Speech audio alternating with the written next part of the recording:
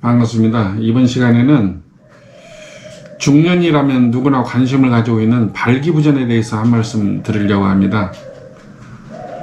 뭐 마음 공부하는 데서 뭐 발기부전 얘기가 나오고 성생활 얘기가 나오고 이런 거에 대해서 의구심을 가질 수도 있겠지만 사실 이것도 굉장히 중요하고 이게 직접적으로 다 마음하고 연관돼 있어요.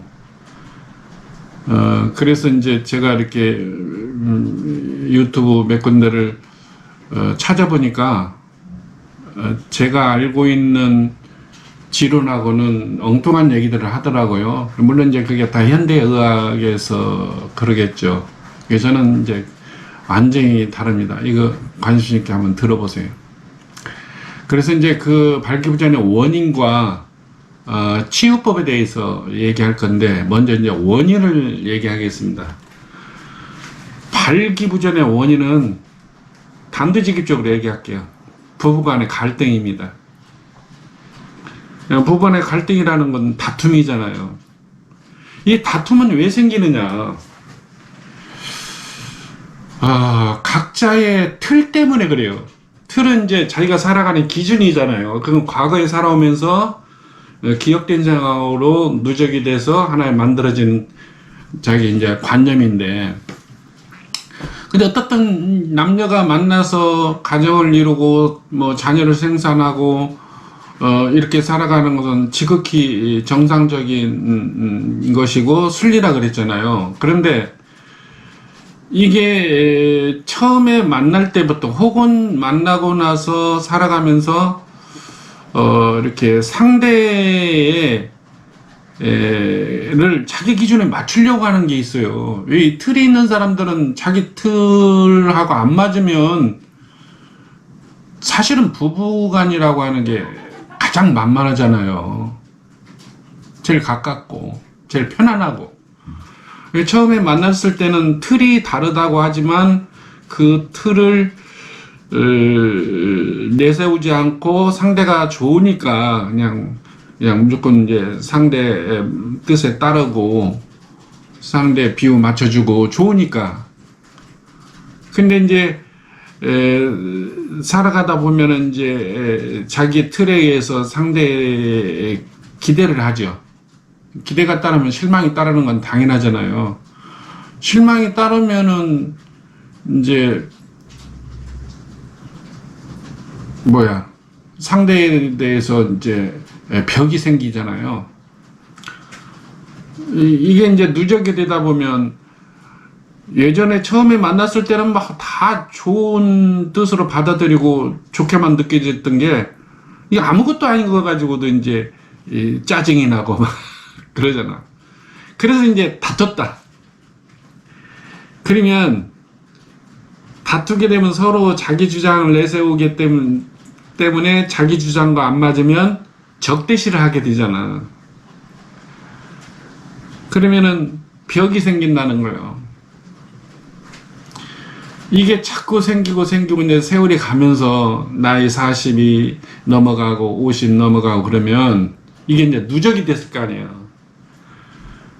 그러면 그러지 40 넘어가면 뭐 좋아서 사냐 그냥 정으로 산다 이렇게 얘기를 하는데, 사실은 처음에 좋아서 만났으면 소위 말해서 늙어 죽을 때까지 좋은 걸로 끝나야 되잖아. 근데 왜 그게 안 되냐는 거예요. 예전엔 저도 그랬습니다. 제가 이제 그래서 이 도가 되고 나서는 참 사람들이 이해할 수 없을 정도의 삶을 살아요. 그 이제 놔두고. 그러면 이제 어떻게 되냐? 우선 상대에 대한 이제 벽이 생기면서 호감도가 떨어질 거 아니에요. 호감도가 떨어지면 쉽게 얘기하면 이제 성욕도 떨어지고, 성욕도 떨어지게 되면 이제 어떻게 되겠어요? 당연히 발기부전이 안 오죠. 근데 여기서 중요한 게 있어요. 제가 이 얘기를 하기 전에 이 얘기가 맞다고 하는 것을 증명하기 위해서 지금 나이 50이 됐든 60이 됐든 70이 됐든 발기부전이 이제 생겨가지고 부인한테는 안 된다고 하는 게 발기부전이잖아요. 근데 그런 사람들이 다른 여자를 만나면 아무 이상이 없다고 하잖아요. 그 얘기 들어봤죠, 그런 거. 그리고 뭐 남자들은 그런 경험도 있을 거 아니에요. 왜 마누라한테만 안 되냐는 거예요. 다른 여자가 젊든 나이를 먹었든 아무 문제가 없다는 거지. 근데 왜 마누라만 안 되냐는 거지. 근데 처음에 만나서 이제 현대의학에서는 아까 들어보니까 젊었을 때는 그게 뭐 이렇게 그런 증상이 없는데 나이가 첫째 원인이다 이렇게 얘기를 하는데 나는 그거 반대입니다. 나이하고 관계가 없어요. 그거는 우리가 이제 사람으로 태어났을 때는요 그런 거 아무 관계가 없어요. 그걸 풀지는 못하기 때문에 나이 탓을 하는 거지. 그래서 그걸 지금 풀어두는 거예요. 그 원인을 찾아서 이제 결과를 치유를 하는 것을 얘기할 거니까. 그러면 이제 호감도가 떨어지면서 성욕도 사라지면서 이게 이제 누적이 가면 갈수록 어느 날 갑자기 그런 건 아니고 그냥 어느 날 갑자기 그런 증상이 일어나는 것도 이제 누적이 돼서 그냥 표현이 되는 거지. 사실은 그렇게 돼서 이제 결국에는 이제 부인하고는 안 되는 거예요. 근데 다른 여자하고는 되는 거예요. 그게 그렇잖아요. 예. 다툼으로 인해서 서로 상처되는 말을 하고 욕을 하고 막 이런 거 또 그러면서 자존심도 상하고 여러 가지 복합적으로 그런 것 때문에 벽이 생기고 마음이 다치고 또 상대에 대한 호감도가 떨어지고 그러다 보니까 결국에는 성욕도 떨어지고 이게 저 여자하고는 하고 싶진 않다는 거예요. 호감이 있고 막 이렇게 좋고 막 그래야 뭐 만지기도 하고 스킨십도 하고 막 그러는데 뭐 그냥 그 은연중에 이제 누적이 됐으니까 그게 기억이 막 쌓여 있으니까 그래서 결국에는 이제 사실은 그런 성생활도 남녀가 이렇게 행복하게 사는 한 중요한 요인이라 그랬잖아요. 내가 그것은 나이가 먹었다고 안 되는 게 아니에요. 이건 절대적입니다. 여러분, 내가 아까 좀 이따가 이제 치유하는 방법 얘기해 줄 건데 그거 한번 해보세요. 둘이서 노력을 같이 해야지 이제 부부간에. 이거는 남자만 살아났다 하더라도 이게 안 맞아요. 또 여자만 살아났다 해도 안 맞잖아. 둘이 똑같이 살아나야 돼. 신혼으로 되돌아가야 되잖아. 그래서 이제 그 처음에 만났을 때로 되돌아갈 수 있는 방법, 이제 치유 방법이에요. 여기서 또 여지없이 나옵니다. 벌이라는 거.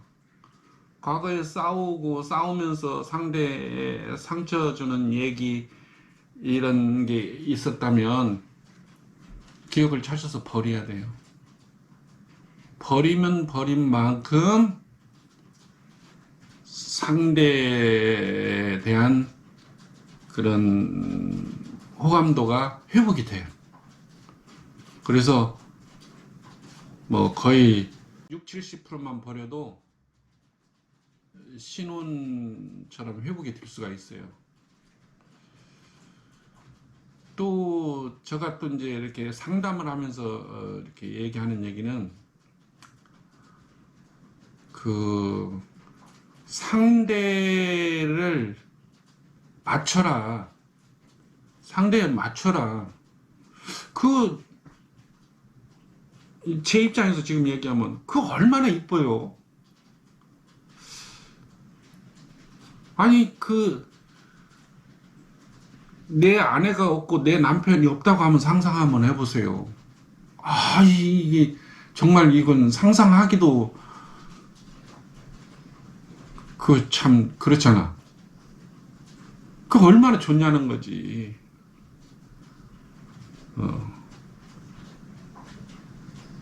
또 상대가 있음으로써 내가 외롭지도 않고 의지가 되고. 그 젊었을 때는 얼마나 이뻤어. 나한테 처음 시집오고 우리가 결혼했을 때. 아, 그때를 회복하기 위해서라도, 그때를 생각해서라도 퇴근할 때 미스김, 사무실 미스김 커피 한 잔 사줄 돈으로 장미 한 송이 사가지고 들어가라는 거예요. 제 경험해 보면요, 그 장미 한 송이 효과가요, 일주일은 갑니다.